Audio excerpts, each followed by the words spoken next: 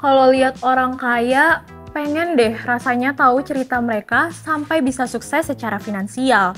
Memang bawaan keluarga, atau mereka rintis dari nol ya. Siapa tahu dengan mengikuti cara mereka, kita bisa jadi ketularan kaya nih. Nyatanya kak, gak ada panduan saklek tentang cara menjadi kaya. Nah, tapi nih, ada seorang penulis bernama Tom Corley yang memetakan 4 jalan untuk mengakumulasi kekayaan. Mau tahu apa aja? Simak terus videonya bersama aku Hani, bukan cuma obrolan lebih dari keuangan.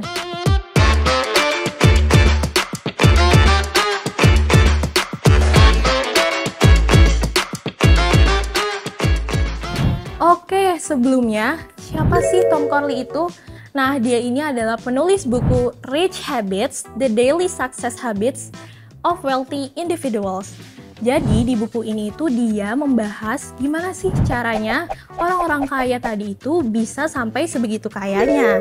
Corley pun menghabiskan waktu sampai 5 tahun loh kak untuk observasi dan mendokumentasikan kebiasaan orang-orang kaya ini untuk semuanya nanti dirangkum dalam keempat jalan berikut.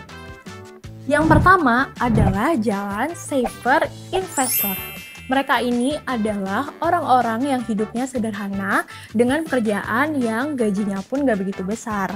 Tapi mereka disiplin dalam berhemat dan konsisten berinvestasi lebih dari itu untuk kemudian mengembangkan aset mereka sampai menjadi kaya. Seperti halnya yang dilakukan oleh Ronald Read. Dia ini adalah seorang petugas kebersihan di Vermont, Amerika yang telaten berinvestasi.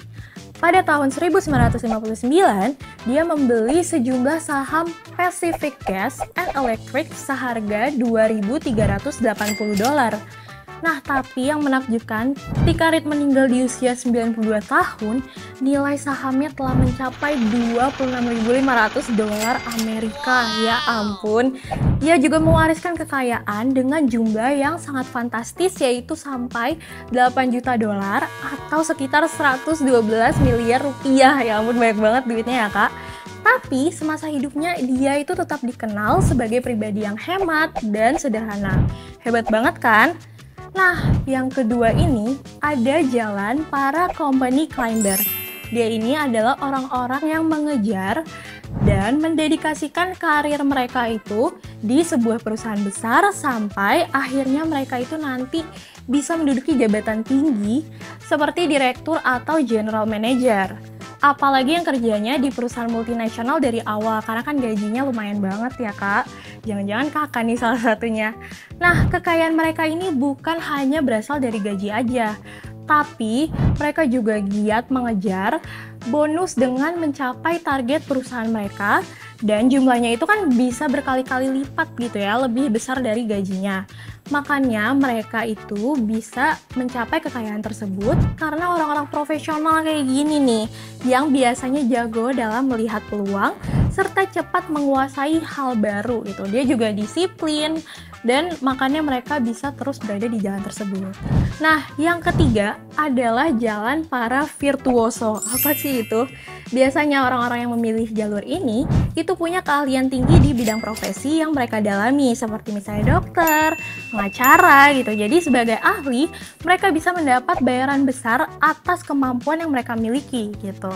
Namun, ada namunnya nih. Untuk menaungi jalan ini, kakak perlu mengenyam pendidikan tinggi gitu. Makanya dari hasil penelitian Corley, para virtuoso butuh waktu yang memang cukup lama gitu, bahkan sampai 20 tahun untuk bisa mencapai kemapanan finansial. Memang gak mudah sih, tapi setara kan sama apa yang mereka dapat. Gimana, tertarik nggak kak? Yang terakhir adalah jalan impian sejuta umat, termasuk aku juga ya, alias The Dreamer's Path. Mereka ini adalah segelintir orang gitu yang menjadi kaya dengan menekuni passion mereka. Mau banget gak sih kak? Entah itu berbisnis, jadi musisi, menulis buku, dan sebagainya.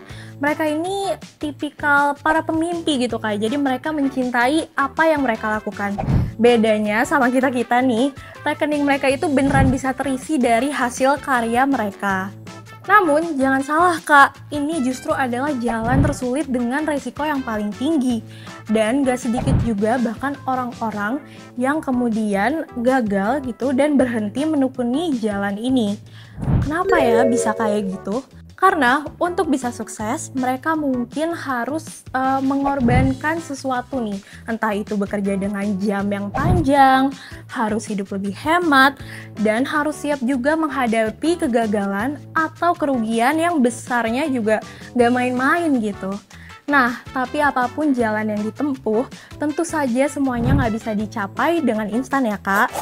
Ada proses panjang yang harus dilalui dan butuh komitmen yang kuat gitu untuk terus berjuang di jalan yang udah kita pilih.